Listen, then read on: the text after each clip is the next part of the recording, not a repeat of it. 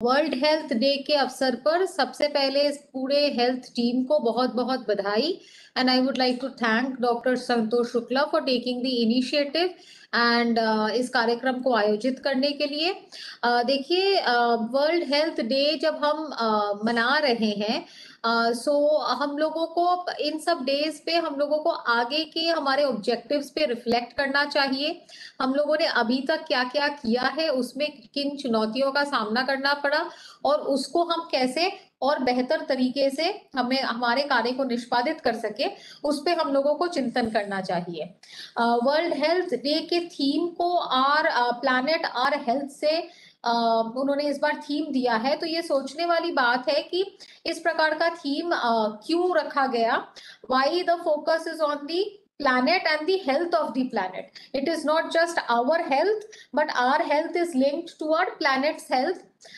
So आप सबको जान के आश्चर्य होगा कि अभी एनएचएम में भी एक छोटा सा हम लोग कार्यक्रम चलाते हैं जिसमें हम क्लाइमेट चेंज के बारे में और क्लाइमेट चेंज से इम्पैक्ट ऑन ह्यूमन बींग्स, मतलब इंसानों पे उसका इम्पैक्ट और उसमें डिजीज का कैसे वृद्धि हो रहा है, कैसे प्रकार चेंज हो रहा है। ऐसे अभी आप लोग सब बैठे हैं, आप समझ रहे होंगे कि कितनी भीषण गर्मी है। अप्रैल में गर्मी होती है, लेकिन जिस जिस तरीके से इस बार आया, एकदम से स्प्रिंग नाम का कोई चीज था ही नहीं और एकदम से तेज गर्मी आई। So this is we are going through climate change. एकदम से जो इतने सारे जिलों में हीट अलर्ट हो रहा है, बच्चों के स्कूल के टाइमिंग्स को हम लोगों को चेंज करना पड़ रहा है।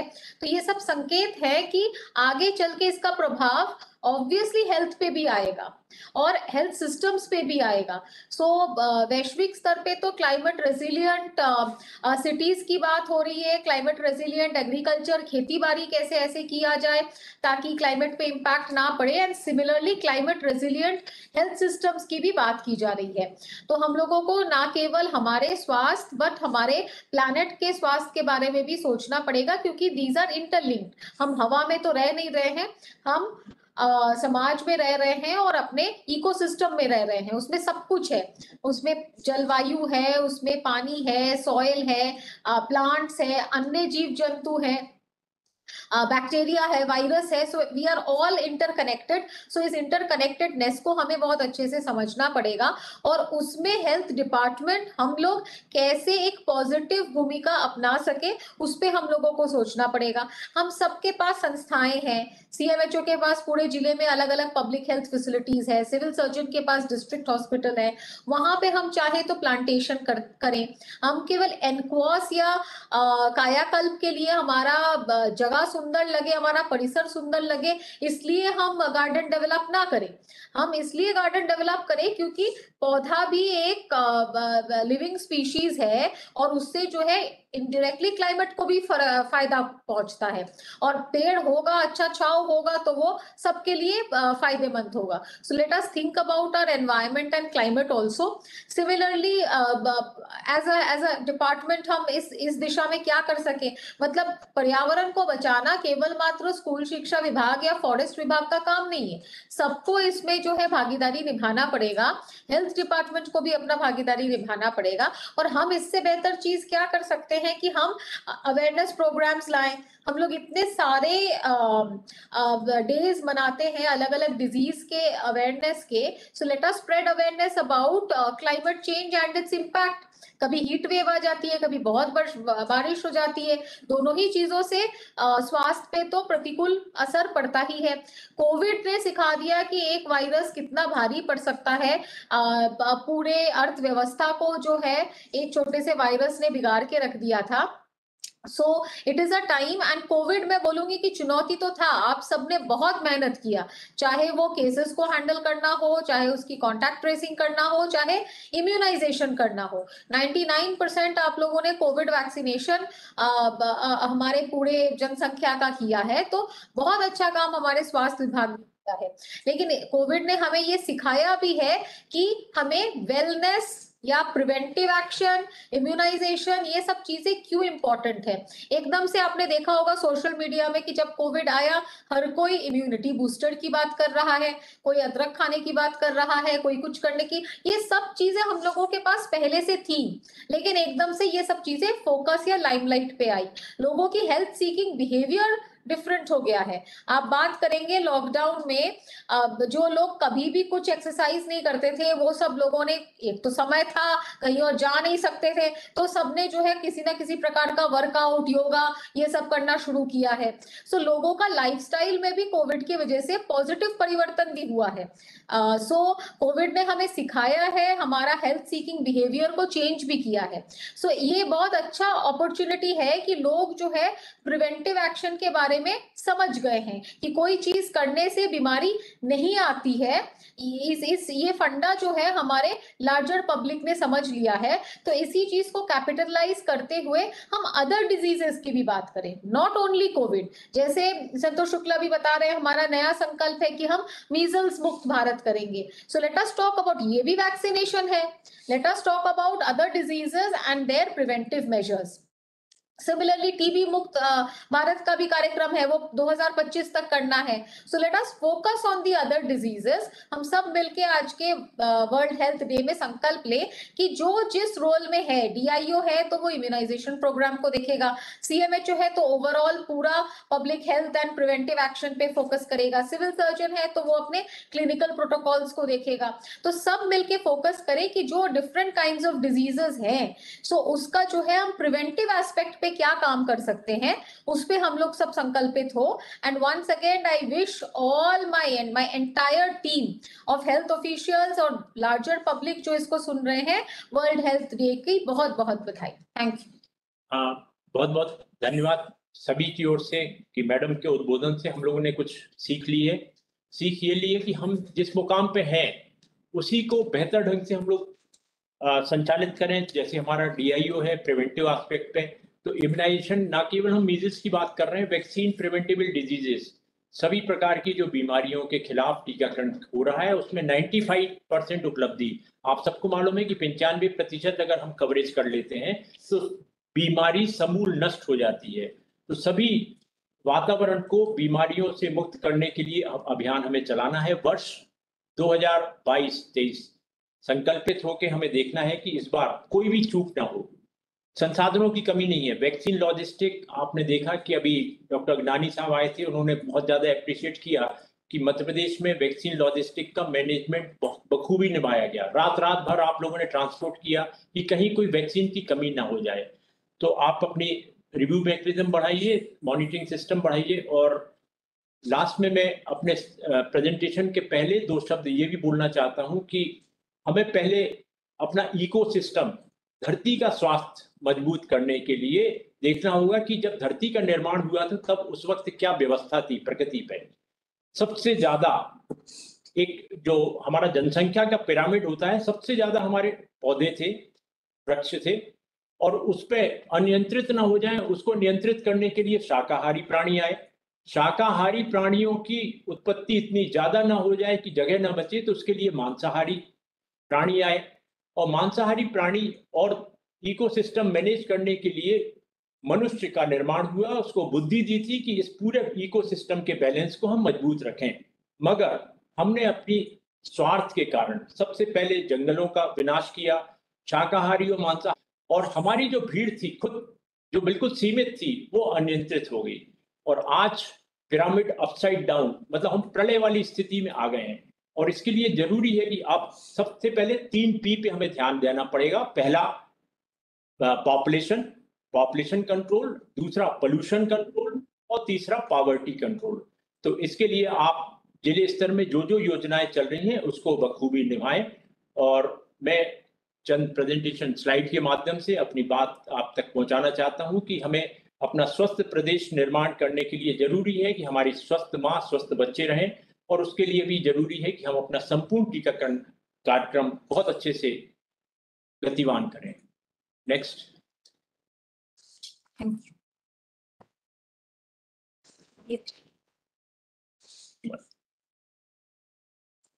Next slide.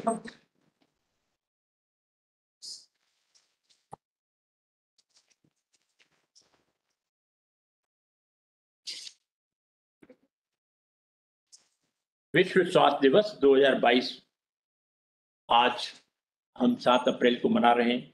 स्वस्थ देश और स्वस्थ प्रदेश के लिए आवश्यक है कि हम अपने प्रदेश को वैक्सीन रोधक महामारियों से मुक्त बनाएं। स्लाइड बनाओ। विगत वर्ष कोरोना महामारी की त्रासदी से निपटने हेतु समस्त राष्ट्रों एवं जन जन ने अभूतपूर्व एकता, दृढ़ता एवं साहस का परिचय दिया है। वर्ष 1977 में स्मॉल पॉक्स, 2014 में पोलियो उन्मूलन, 2015 में मदर न्यूट्रल एलिमिनेशन और टीकाकरण के साथ सशक्त बीमारी निगरानी तंत्र के द्वारा हम सफल रहे हैं इन बीमारियों को अंत करने के लिए। अब 2023 में एमआर मुक्त संकल्प की जनभागीदारी से पूर्ण करना है। जैसा कि मैडम ने बताया कि 2025 तक टीबी मुक्त भारत को भी हमें करके दिखाना है। नेक्स्ट। मीजल्स के बारे में एक बार हमें वापस पुनः प्रशिक्षित करना पड़ेगा हमारे फ्रंटलाइन वर्कर्स को, हमारे प्राइवेट प्रैक्टिशनर्स को, हमारे वो नीम हकीम खतरे जान जो फर्स्ट कांटेक्ट पर्सन है कि मीजल्स की और रुबेला की पहचान क्या होती है। फीवर रैश के नाम से WHO के माध्यम से पूरे भारत में एक बीपीडी सर्वेलेंस चल रहा है। उसमें ये बताया गया है कि मीजल्स जानलेवा है। सबसे पहले सर्दी खांसी होती है, सर्दी खांसी आंखें लाल, तेज बुखार, दानेदार, जो आपको बताया जाता था, अब वो सिर्फ सीमित कर दिया है फीवर एंड रैश के साथ। इसमें जो कॉम्प्लिकेशन है वो बहुत ज्यादा है। बच्चों में निमोनिया, दस्त बीमारी होती है, दिमागी संक्रमण मतलब मेनिंजाइटिस जैसी घातक जटिलताओं के प्रति संवेदनशील बनाना हमें जरूरी है। लोग बाग अभी भी संकीर्ण मानसिकता और अपने अंधविश्वासों जो जकड़े हुए हैं उसको भी हमें समाप्त करना पड़ेगा। बच्चे में बुखार, शरीर पे दाने, नाक बहना, आंखें आना जैसे लक्षण होते हैं तो ये सस्पेक्ट केस कहलाते हैं। इनको छुपाना नहीं है, इनकी सूचना सबसे पहले गांव स्तर पे आशा आंगनवाड़ी है, ब्लॉक लेवल पे BMO है, डिस्ट्रिक्ट लेवल पे CMHO DIO है। तो एक सूचना तंत्र विकसित करना पड़ेगा। 2 प्रकार के तंत्र होते हैं, एक होता है रिपोर्टिंग यूनिट, दूसरा होता है इन्फॉर्मर, जिसको डॉक्टर अभिषेक आपको डिटेल में बताएंगे। संक्रमित बच्चे की खांसी से ड्रॉपलेट इन्फेक्शन, जैसे कि कोरोना में हम लोगों ने देखा था कि खांसते हुए थूक के माध्यम से, तो उसके लिए जो प्रिवेंटिव हम लोग ने बहुत अच्छे से सीख लिया है SMS, सैनिटाइजेशन का, और अपना मास्क का उपयोग करें और भीड़ से बचें। तो ये आइसोलेट करना बहुत जरूरी है पीड़ित बच्चे को। नेक्स्ट, ये बच्चों की बीमारी होती है, ज्यादा से ज्यादा 15 साल तक के बच्चे पीड़ित होते हैं। दूसरा, इसी में एक दूसरा बीमारी जुड़ा हुआ है, रुबेला। गर्भवती माता के गर्भ में पल रहा बच्चा, या तो जब रुबेला से पीड़ित हमारी महिला हो जाती है तो जो जन्म होता है वो अंधापन, बहरापन, मंद बुद्धि का बच्चा पैदा होता है। दिल में उसको सुराख यानी कंजेनाइटल हार्ट होता है, और गर्भ काल में भी कई बार उसकी मृत्यु हो जाती है बच्चे की। अगर महिला को गर्भावस्था के आरंभ में रुबेला संक्रमण होता है तो कंजेनाइटल रुबेला सिंड्रोम विकसित हो सकती है, और रुबेला से संक्रमित माता से जन्मे बच्चे दीर्घकालीन जन्मजात विसंगतियों से पीड़ित होते हैं। और इसके लिए जरूरी है कि हमें जो वैक्सीन उपलब्ध है उसका समुचित उपयोग सही समय पे किया जाए। नेक्स्ट, मीजल्स वायरस का शरीर के विभिन्न अंगों पे क्या असर होता है यह जानना जरूरी है। प्रवेश, जैसे ही शरीर में कीटाणु प्रवेश करते हैं हमारी प्रतिरोध प्रणाली को ये तहस नहस करते हैं। आपको सबको मालूम है कि जो हमारी चमड़ी है, चमड़ी के नीचे एक लसलसा पदार्थ जिसको एपिथेलियम कहते हैं, वो एपिथेलियम विटामिन ए का भंडार होता है। विटामिन ए हमें प्रतिरोध तंत्र में मदद करता है, और इसी पे जब अटैक होता है तो एक खुला निमंत्रण हो जाता है शरीर, चाहे वो बैक्टीरिया हो, वायरस, वातावरण के, वो शरीर में प्रवेश करने लगते हैं। किस सीक्वेंस में प्रवेश करता है ये वायरस उसका आपको बता दें कि पहले 7 दिन में सबसे पहले आंख की झिल्ली पे ये अटैक करता है वायरस।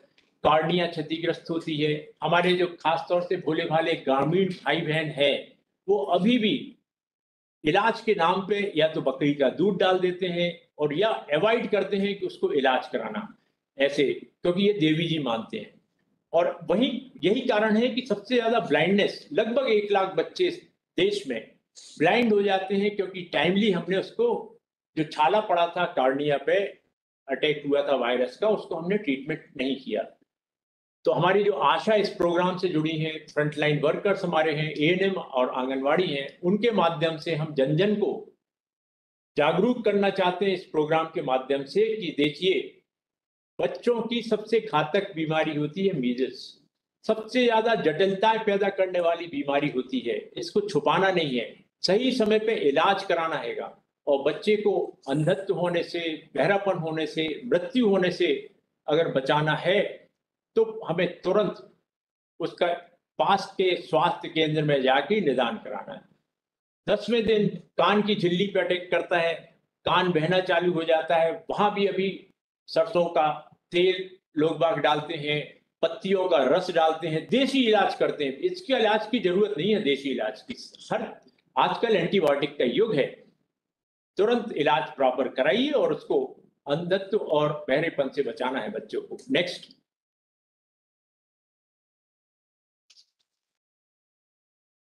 14वें दिन फेफड़े की झिल्ली पे वायरस अटैक करता है और निमोनिया के लक्षण हो जाते हैं।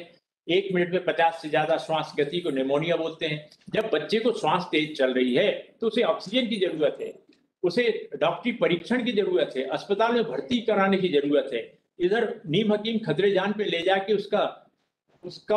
उसको परेशानी में बच्चे को ना डालें। अभी भी हम देखते हैं ग्रामीण क्षेत्र में, वो जाते हैं नीम हकीम के पास, चिमटा गर्म करके उसको आग लगा देते हैं, जिससे उसकी सांस की गति थोड़ी रुक जाती हैगी क्योंकि दर्द के कारण।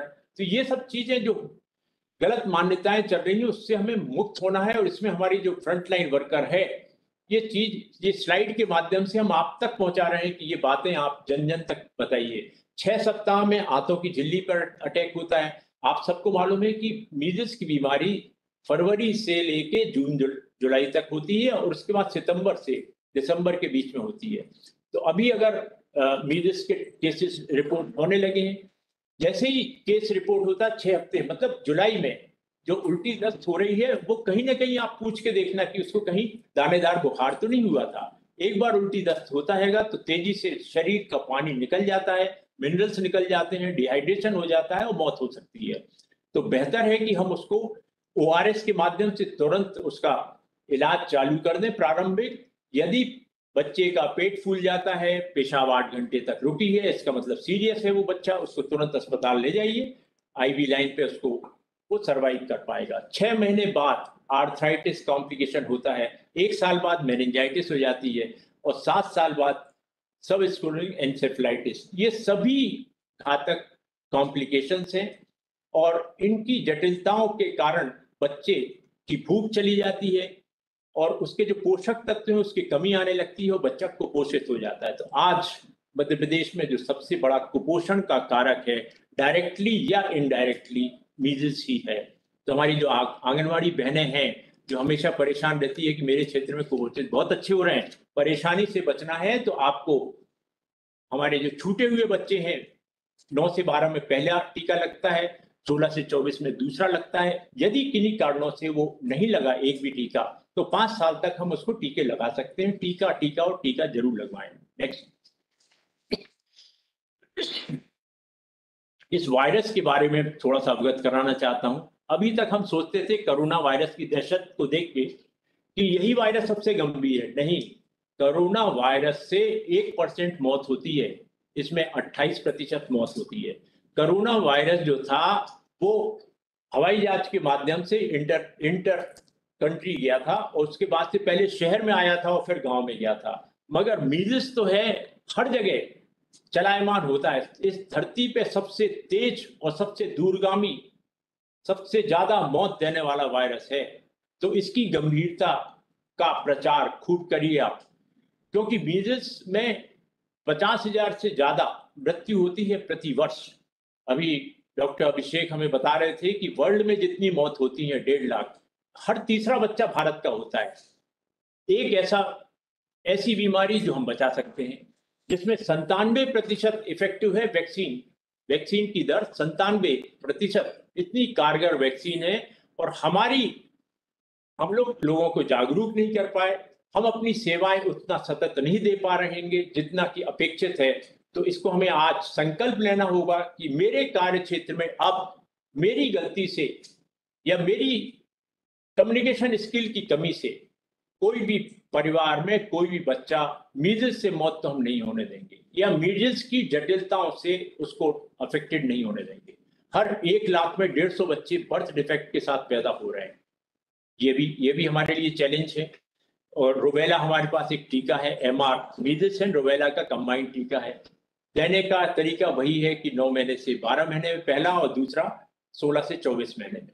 ये आंकड़े आपको जरा देखना पड़ेगा कि कितनी भयानकता है उस मीजल्स की पीड़ित हर बच्चे, 14 बच्चों में से एक का ओटाइटिस होता है और बहरापन की संभावना हो जाती है। हर 16 बच्चे में एक को निमोनिया होता है। यदि हम इलाज नहीं कराते हैं तो सबसे बड़ा चाइल्ड किलर अगर कोई रोग है वो निमोनिया है आज की तारीख में।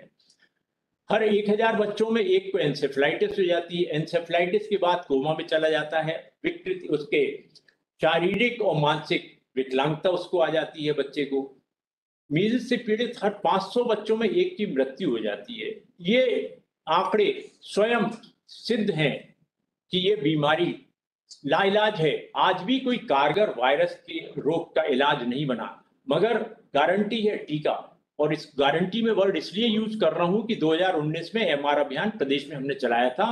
2,32,00,000 बच्चों का जब टीकाकरण हुआ था 19 में, और 2020 में आकलन हुआ था पूरे देश में, तो मध्य प्रदेश में एक भी महामारी का रिकॉर्ड नहीं कायम हुआ था। तो इतना असरकारी वैक्सीन है। और आज हम दोनों संकल्प बार बार लें कि मैं अब आज के बाद 8 अप्रैल से अपने कार्य क्षेत्र में मीजल्स के अटीकाकृत और आंशिक टीकाकृत बच्चों की सूची बना के पूर्ण टीकाकरण जरूर कराएंगे। मीजल्स में उपचार की बात कर रहे हैं तो आपको बता ही दिया कि कारगर उपचार नहीं है, 2 बार टीका लगवाना है, ये भी बता दिया। 80% बच्चों का अगर हम मीजल्स और रुबेला का कवरेज कर लेते हैं तो महामारी का नियंत्रण, मतलब एपिडेमिक तो हम कंट्रोल कर लेंगे, मगर 95% हम उपलब्धि उससे ज्यादा कर लेते हैं तो समूल बीमारी का सफाया हम कर सकते हैं। नेक्स्ट।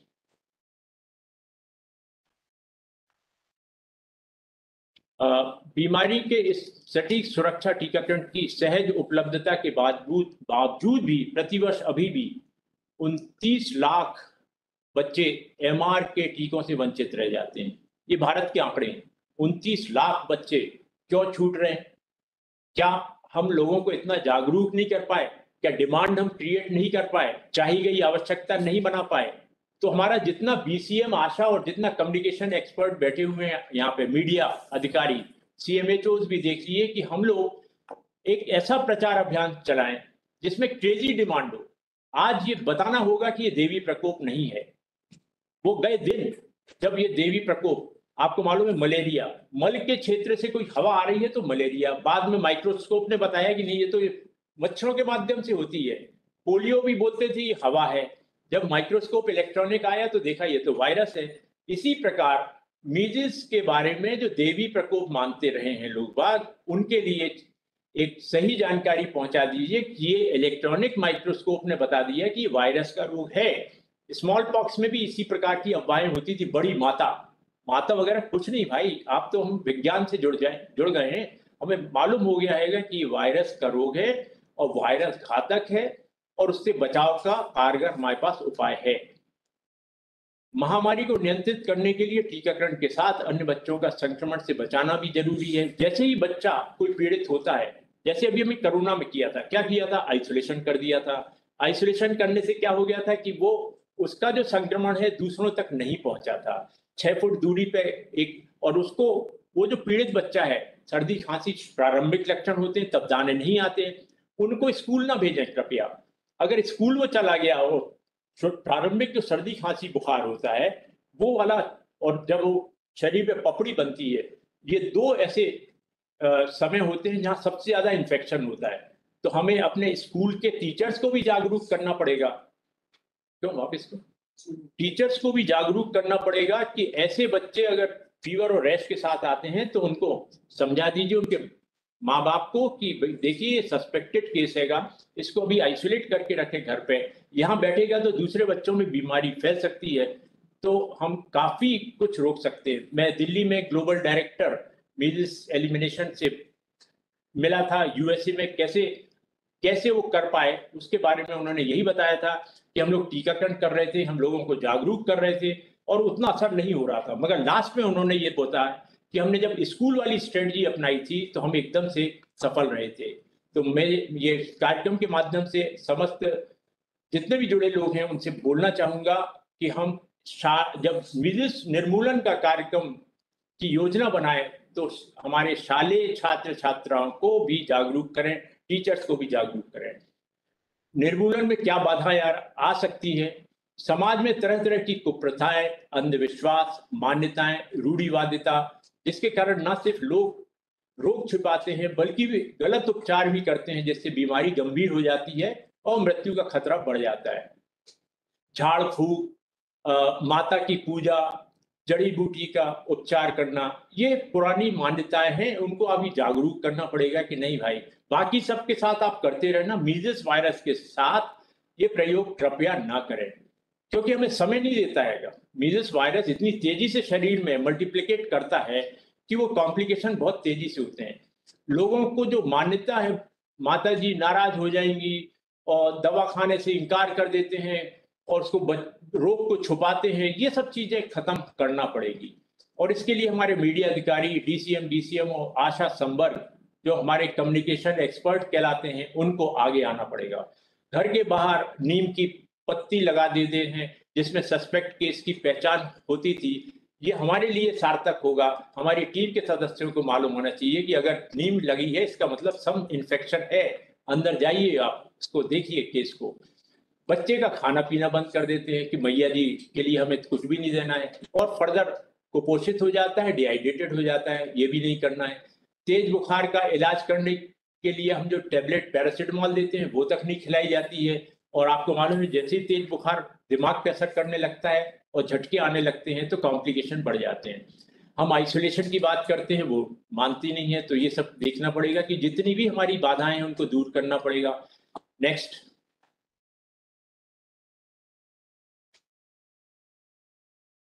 मैं टीचर्स की आपको बात कर ही चुका हूं, और हम आपको इस बार आईसी के माध्यम से बीमारी पहचान के कैलेंडर, ना केवल मीजल्स के बल्कि सभी उपलब्ध कराने जा रहे हैं, हमारे समस्त फ्रंटलाइन वर्कर्स को भी, और हम समस्त संस्थाओं पे भी एक कैलेंडर लगा रहे हैं, ओपीडी में भी और इंडोर में भी। और हम जो वीडियो क्लिपिंग्स होती हैं, WHO से रिक्वेस्ट करेंगे कि वीडियो क्लिपिंग्स भी आप उपलब्ध कराइए, जिससे हमारी बीमारी की पहचान मजबूत हो सके। हमारे पास एक महामारी एक्ट है, आपको बताएं, जब पल्स पोलियो 2005 में हमें खत्म करना था और नहीं हो पा रहा था, तब यूपी और बिहार में हम लोगों ने ये प्रयोग किया था, और मध्य प्रदेश में जब एसआईओ के रूप में मैं आया था तो सेक्रेटरी से भी चिट्ठी निकाली थी कि महामारी एक्ट के तहत शासन को ये पात्रता है कि प्रथम संपर्क की व्यक्ति, चाहे वो स्वास्थ्य कर्मी हो या नीम हकीम हो, जो भी उसके कांटेक्ट में आता है बुखार और रैश के साथ या एएफपी के साथ, कोई भी बीपीडी सर्विलेंस की बीमारी को, तो उसको सूचना देना अनिवार्य है 24 घंटे के भीतर।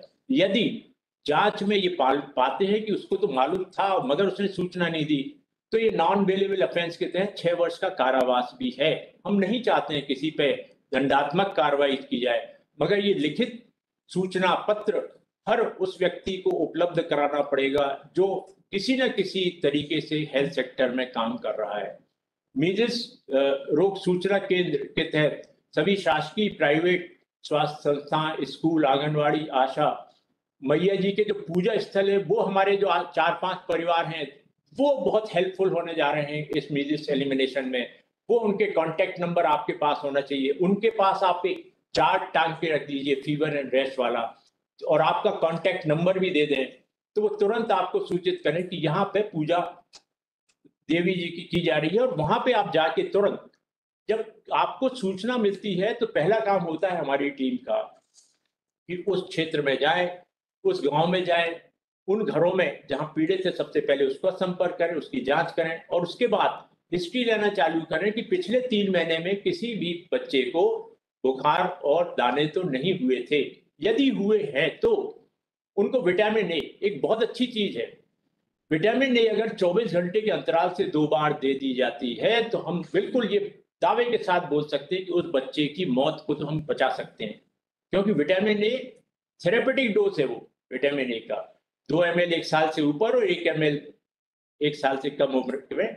तो हम लोग जब पिला देते हैं तो ये ईमानदारी से हमें चाहेंगे कि आप सबके माध्यम से विटामिन ए का सप्लीमेंटेशन प्रोग्राम जरूर हो। जो अगर हेल्थ कैंप लगाने में आपको कुछ गंभीर बच्चे हैं उनका रेफरल बनाया जाए, हॉस्पिटल पहुंचे और फॉलो अप 7 दिन तक उधर फॉलो अप कैंप जरूर करें उस क्षेत्र में। और हम 95% मौत को रोक सकते हैं यदि हमने अपने इन नियम कायदों को कारगर ढंग से हमने इम्प्लीमेंट किया। बीपीडी सर्च अभियान हमें वापस जैसे पल्स पोलियो के वक्त हम लोग चलाते थे चलाना होगा। स्मॉल पॉक्स में हमने हर घर में एक पोस्ट कार्ड में फोटो लगी होती थी, बीमारी के लक्षण होते थे, वो दिए थे। अब हमारा युग हैगा मोबाइल का, व्हाट्सएप पे हम आपको फोटोग्राफ दे देंगे, आप उसको फॉरवर्ड कीजिए। हमारे आरसीएच प्रोग्राम के अंतर्गत समस्त हितग्राहियों का, समस्त परिवारों का टेलीफोन कॉन्टेक्ट नंबर है, उस पर आप पूरी फ्लश कर दीजिए जानकारी कि ये अगर होता है तो तुरंत सूचना इस नंबर पे दें। हमें जन जागृति का एक वृहद अभियान चलाना पड़ेगा ताकि भय, भ्रांति, अफवाहों से और भ्रामक जानकारियों से मुक्त वातावरण बना सकें। कुछ नारे लेखन हमें करना होंगे, उसमें खास तौर से है कि मीजल्स देवी प्रकोप नहीं है, बच्चों की गंभीर जानलेवा बीमारी है और 2 टीके लगवाएं, पहला 9 से 12, दूसरा 16 से 24, आजन्म सुरक्षा पाएं। नेक्स्ट, ये वो चार्ट है जिसके बारे में हम बता रहे थे। इस चार्ट को कैलेंडर के रूप में थोड़ा सा बड़े रूप में हम देने जा रहे हैं प्रिंट करा के। इसमें ना केवल हमने मीजल्स रूबेला की बात करी है बल्कि acute gastric paralysis, polio suspect case की, डिप्थीरिया की और काली खांसी की। नेक्स्ट, मेरी ओर से इतनी बातें करनी थी। Over to doctor Abhishek. Thank you sir. सभी को नमस्कार, मैं डॉक्टर अभिषेक जैन। आप सभी को विश्व स्वास्थ्य दिवस की बहुत बहुत बधाई। जैसा कि आप सभी को पता है कि इस बार की थीम है अवर प्लेनेट अवर हेल्थ। जितने भी लोग हैं इसको याद कर लें, साल भर इससे जुड़ी हुई कार्यक्रम होते रहेंगे, तो आपको ये थीम पता होनी चाहिए। वर्ष 2022-23 के लिए WHO की वर्ल्ड हेल्थ डे की थीम है अवर प्लेनेट अवर हेल्थ। इसके बारे में एमडी मैडम ने और शुक्ला सर ने आपको विस्तार से बता दिया है। मैं आपसे बात करूंगा निगरानी तंत्र की। अल्टीमेटली आप लोग इतने सालों से जो रूटीन इम्यूनाइजेशन एक्टिविटी कर रहे हैं, अपनी मेहनत कर रहे हैं, प्लान बना रहे हैं, ग्रेजुअली जो लोग पहले से जुड़े हैं उन्होंने टीकाकरण कार्यक्रम को इवॉल्व होते हुए देखा, वैक्सीन सिस्टम को इवॉल्व होते हुए देखा, इवन को फिर कोल्ड चेन, इन सभी को इवॉल्व होते हुए देखा है आप लोगों ने। और आप लोग जानते हो या ना जानते हो, लेकिन ऑलरेडी आप लोग मीजल्स के उन्मूलन के रास्ते पर चल पड़े हैं। एक फिगर आप लोगों को बताता हूं, वर्ष 2000 से 2018 के बीच में, इन 18 सालों में जो टीकाकरण कार्यक्रम सुचारू रूप से आप लोगों ने चलाया है, उसकी बदौलत मीजल्स के केसेस में 73% की गिरावट दर्ज की गई है। 73% केसेस मीजल्स के कम हुए हैं।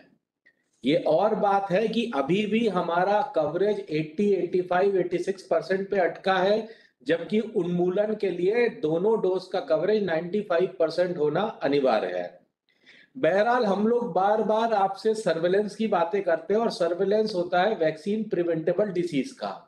आप आरआई की एक्टिविटी कर रहे हैं, जाहिर सी बात है आप टीकाकरण कर रहे हैं कुछ बीमारियों से बचाने के लिए, तो हमको ये भी देखना जरूरी है कि क्या ये बीमारियां हो तो नहीं रही हैं, और यदि हो रही है तो छुपाने का कोई औचित्य नहीं है, क्योंकि ये सारी की सारी वायरल इलनेस है, और वायरस इलनेस आपके छुपाने से छुपने वाली नहीं है।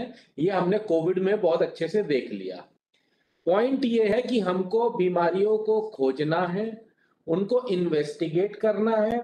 इन्वेस्टिगेट करते हैं तो हमको एक एपिडेमियोलॉजी पता चलती है कि वो व्यक्ति या वो बालक कौन सी जगह पर रहता है, उसकी उम्र कितनी है, उसका वैक्सीनेशन स्टेटस कैसा है, न्यूट्रिशन स्टेटस कैसा है, उसको कितनी कॉम्प्लिकेशन हुई है, वो कहाँ का रहने वाला है, और ग्रेजुअली इन्हीं सारी चीजों से आपकी एपिडेमियोलॉजी बिल्ड होती है। तो सबसे जरूरी चीज किसी भी बीमारी से लड़ने के लिए ये है कि हमें उसकी पूरी जानकारी हो, और जानकारी का एकमात्र जो टूल हमारे पास है वो है सर्वेलेंस। तो सबसे पहले हमको ये सुनिश्चित करना है कि वैक्सीन प्रिवेंटेबल डिसीज की जो बीमारियां हैं उनका सर्वेलेंस हो। और सर्वेलेंस सुनने में बड़ा लगता है लेकिन कोई रॉकेट साइंस नहीं है। यदि मुझे यहाँ पर आशा, आंगनवाड़ी, एएनएम और हेल्थ वर्कर सुन पा रहे हैं तो सबसे महत्वपूर्ण इस वक्त हमारे लिए है मीजल्स और रुबेला का उन्मूलन। मीजल्स और रुबेला के लिए जो सर्वेलेंस प्रोग्राम चलता है उसको कहते हैं फीवर और रैश सर्वेलेंस। अर्थात किसी भी उम्र के व्यक्ति को, बच्चे से लेकर के बूढ़े तक किसी भी उम्र के व्यक्ति को यदि बुखार के साथ दाने निकल करके आते हैं तो वो एक फीवर और रैश का केस है। बड़ा सिंपल सा है, बस खत्म। बुखार के साथ यदि दाने आ रहे हैं तो वो एक फीवर रैश का केस है। तुरंत उस केस को रिपोर्ट कर दें। रिपोर्ट करने के लिए भी कोई फिक्स हमने पैटर्न नहीं रखा है। आपको लगता है फोन करना तो आप फोन कर दीजिए, आपको लगता है व्हाट्सएप करना है व्हाट्सएप कर दीजिए, मेल कर दीजिए, अपने सुपरवाइजर को बता दीजिए, पर्ची पे लिख के दे दीजिए, कुछ भी, लेकिन ये केस की जानकारी देना है। आप सभी को अपने अपने संबंधित जिलों के WHO ऑफिस और WHO SMO के नंबर आपके पास होंगे, नहीं हो तो अपने सुपरवाइजर से ले लें। सबसे बेहतर तरीका यह है कि यदि आप कोई केस देखते हैं तो तुरंत उस व्यक्ति का नाम, उसके पिता का नाम, उसका गांव, मोहल्ला, ब्लॉक और मोबाइल नंबर WHO कार्यालय में या WHO SMO को भेज दें। आपको यदि डाउट है कि साहब ये केस है कि नहीं तो भी आप उसके डिटेल ले लें, साथ में एक फोटो खींच के भेज दें। रिपोर्ट कीजिए। आप यदि गलत केसेस भी रिपोर्ट करेंगे तो कोई आपसे कुछ कहने वाला नहीं है, बट कहीं ऐसा ना हो कि डाउट की स्थिति में असली केस हमसे छूट जाए। इसलिए जहां कहीं भी आपको बुखार के साथ दाने वाला केस मिले आप उसे रिपोर्ट कर दें। उसी प्रकार से यदि AFP की बात करें तो 0 से 15 साल के किसी भी बच्चे के शरीर का कोई भी भाग या कोई भी अंग अचानक ढीला पड़ जाए, लुंज पड़ जाए या लकवाग्रस्त हो जाए तो उसको रिपोर्ट कर देना है। आगे आपको कुछ नहीं सोचना है कि ये इस वजह से है कि उस वजह से है कि कोई और कारण है। वो सारी चीजें जो भी व्यक्ति उस केस को इन्वेस्टिगेट करेगा उसको हैंडल कर लेगा। आपको सिर्फ इतना ध्यान रखना है कि यदि कोई अचानक लकवा या लुंज का केस हो 15 साल तक का, उसको रिपोर्ट कर देना है। किसी भी उम्र के व्यक्ति में यदि बुखार के साथ दाने आते हैं उसको रिपोर्ट कर देना है। अगला स्टेप ये होगा कि टीम उसको इन्वेस्टिगेट करेगी और इन्वेस्टिगेट करने के लिए एक फॉर्मेट होता है। उस फॉर्मेट में सारी एपिडेमियोलॉजिकल जानकारी दर्ज होती है। अब आपने रिपोर्ट कर दिया, हमने इन्वेस्टिगेट कर लिया, हमने सैंपल कलेक्ट कर लिया, अब क्या?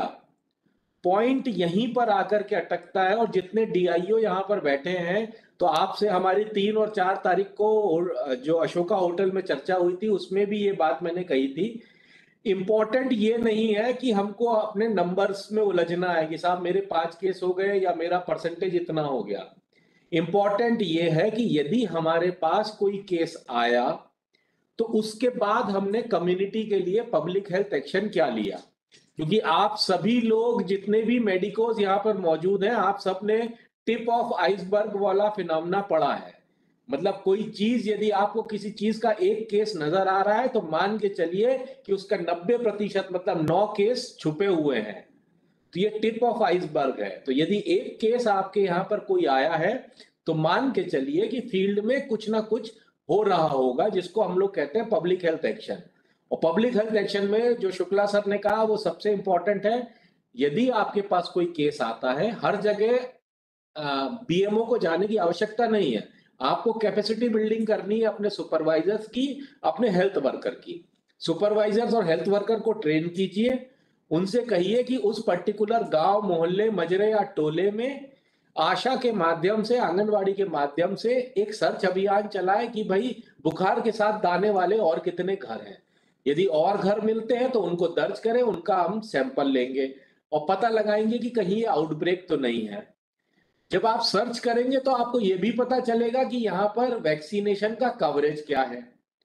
तो हमको कवरेज को एड्रेस करने के लिए वैक्सीनेशन प्रोग्राम को स्ट्रेंथन करेंगे हम लोग, और जितने भी केसेस हमको मिलेंगे उन सबको जो शुक्ला सर ने कहा था उसको आप लोग लिख लें। सबसे इंपॉर्टेंट चीज जो है मीजल्स और रूबेला के केस में वो है विटामिन ए। यदि कोई सस्पेक्टेड मीजल्स केस है तो उसको 2 डोज विटामिन ए की देनी है 24 घंटे के अंतराल पे। डोज शेड्यूल पे मैं नहीं जाऊंगा, आप लोग कंफ्यूज हो जाएंगे। तो जब सबसे इंपॉर्टेंट चीज है 2 डोज विटामिन ए की 24 घंटे के अंतराल पे। तो ये पब्लिक हेल्थ एक्शन हो गया। उसी प्रकार से यदि कोई आपके पास डिप्थीरिया का केस आता है तो अगेन आपको पब्लिक हेल्थ एक्शन करना है। डिप्थीरिया जो कि एक हाईली कंटेजियस बीमारी है, तो वहां आपको ये भी पता लगाना है कि जिस व्यक्ति को डिप्थीरिया हुआ है वो उसके परिवार वालों की क्या स्थिति है, वो किन किन के कांटेक्ट में आया था, यदि वो वर्कर है तो उसके ऑफिस में क्या पोजीशन है, यदि वो बच्चा है स्कूल जाता है तो उसके स्कूल में उसके सहपाठियों की क्या स्थिति है, क्योंकि ये हाईली इन्फेक्शियस डिसीज है।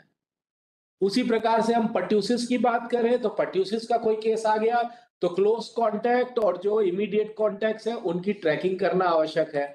उसी प्रकार से वहां पर एक इम्यूनाइजेशन का स्टेटस पता लगाना आवश्यक है।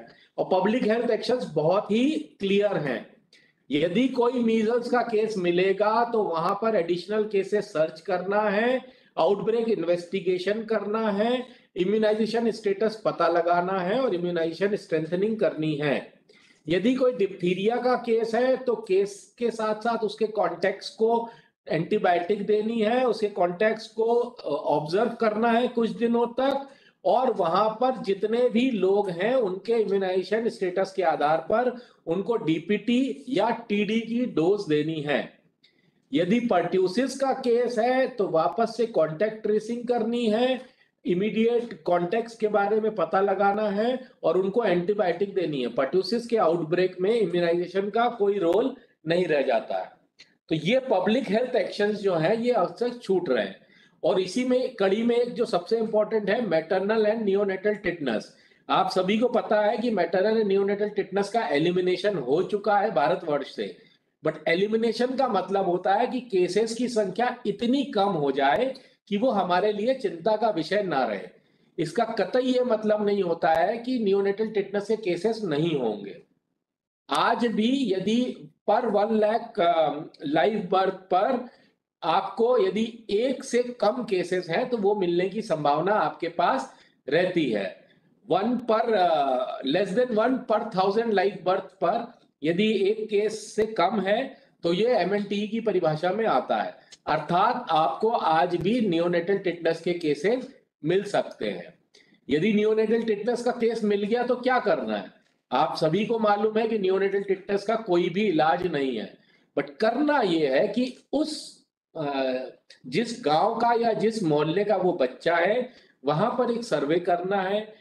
पिछले 2 साल में जितनी भी डिलीवरीज हुई हैं उन माताओं से संपर्क करके उनका प्रेगनेंसी का डिटेल लेना है कि उनको प्रेगनेंसी के दौरान कितने टीडी लगे थे, उनकी डिलीवरी घर पर हुई थी या अस्पताल में हुई थी, और यदि घर पर हुई थी तो अटेंडेड डिलीवरी थी कि नहीं थी। ये चीजें आपको बताएगी कि हमारी आरसीएच सर्विसेज की डिलीवरी कैसी चल रही है। जब आप एक मैनेजर की तरह अपने ब्लॉक का या जिले का डेटा देखते हैं तो उसमें रोजी पिक्चर नजर आती है कि सब कुछ ठीक चल रहा है। बट जब आप ड्रिल डाउन करके गांव, एक मोहल्ले, एक पूर्वे का डाटा देखेंगे या वहां पर सर्च करेंगे तो हो सकता है कि कहीं पर आपको कोई लूप होल मिल जाए। और जिस दिन हम इन लूप होल्स को करेक्ट कर लेंगे हम एक्चुअल में पब्लिक हेल्थ को सर्व करेंगे और हम एक्चुअली एलिमिनेशन का गोल अचीव कर पाएंगे। सो this is all from my side. मेरा मैसेज सिर्फ इतना है कि डिसीज सर्वेलेंस के साथ साथ उसके जो पब्लिक हेल्थ एक्शंस हैं उस पर हमको फोकस करना है, तभी हम सोसाइटी को सर्व कर पाएंगे। Thank you. डॉक्टर अभिषेक ने 2-3 बातें बहुत अच्छी कही, हम रिपीट करना चाहेंगे। पहला, इन्होंने कहा कि आपको अगर लगता है कि ये बीमारी कौन सी हो रही है, अभी डामाडोल स्थिति में है, बेहतर है एक फोटो खींच के भेज दें। एक एग्जाम्पल आपको दूं, सतना में एक टीकाकरण केंद्र पे कुछ बच्चियां आई थी, उनका टीका लग रहा था और भय के कारण, होता है कि भय के कारण थोड़ा सा फेंट हुई। उन्हें तुरंत, मुझे वहां जो एएनएम थी उसने तुरंत फोटो मुझे भेजा।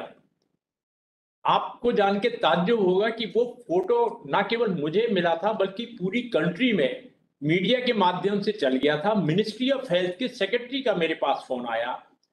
मैं अगर चाहता तो बहुत ज्यादा लंबा सफर करके उस जिले में जाना पड़ता, मेरे को इंक्वायरी करना पड़ती, मगर बिल्कुल क्लियर था जब हमने देखा ये तो हिस्टेरिकल केस है, साइकोलॉजिकल इम्पैक्ट हैगा डर के कारण सुई के। मैंने तुरंत बताया और वो जो एक बहुत बड़ा ऑल इंडिया बेस पे एक मीडिया में जा सकता था नेगेटिव, जिसके कारण टीकाकरण कार्यक्रम प्रभावित हो सकता है, वो रुक गया। तो एक तो हम चाहेंगे कि ये जो आज बात हुई है, आज हम लोग ने शुरुआत करी है मीजल्स एलिमिनेशन की इनिशिएटिव, मतलब मीजल्स मुक्त मध्य प्रदेश का पहल हमने प्रारंभ किया है 7 अप्रैल को। और 2-3 चीजें और बताना चाहूंगा, एक वर्ड लिख लीजिए आप, measles elimination is a national health emergency. आज की तारीख में 2023 में जब हम 31/12/2023 में जब अंत करना चाहते हैं तो हमारा काउंटडाउन स्टार्ट हो गया है। National health reporting A case is an urgency. Her case बहुत महत्वपूर्ण है। क्यों जरूरी है? क्योंकि एक केस के पीछे 18 बच्चे इन्फेक्ट हो सकते हैं इसी वायरस से। हर 28 बच्चे में एक की मौत हो सकती है। तो इसलिए आप हमारा जो अप्रोच होगा वो फायर ब्रिगेड अप्रोच, बाकी सब काम छोड़ दो आप। जैसे ही सूचना आती है, हमारा जो मेडिकल ऑफिसर है, पीएमओ है या सेक्टर मेडिकल ऑफिसर है, तुरंत जाइए, टीम के साथ जाइए, उनको फिर से प्रशिक्षित करिए कैसे हम आइडेंटिफाई करेंगे, और जाके एक बार हाउस टू हाउस सर्च करके, और जो भी आपको सीरियस है उनको आप शिफ्ट करिए। जो मीडियम साइज हैं जिनको पैरासिटामोल या एंटीबायोटिक से कवरेज कर सकते हैं, बट इंजेक्टेबल रेंज में जो लग रहा है उसको आपको रात में रोकने की जरूरत नहीं है, क्योंकि हो सकता है रात में कॉम्प्लिकेशन बहुत हो जाए। तो मेरे ख्याल में हम लोग का जो आज का मकसद था कि आपको संवेदनशील बनाए, एक ऐसी बीमारी जो अभी भी कारगर दवा नहीं है, जैसे कि कोरोना के साथ था, एक ऐसा टीका 2 डोज पूर्ण सुरक्षा संपूर्ण, वही नारा इसका भी होगा जो हम लोग कोविड में था। कोविड के बारे में आपको बता दें कि 18 से प्लस में आपका 98-99% कवरेज हो गया है। 15 से 17 साल में हम 85% प्रथम डोज में है, मगर 61% सेकेंड डोज।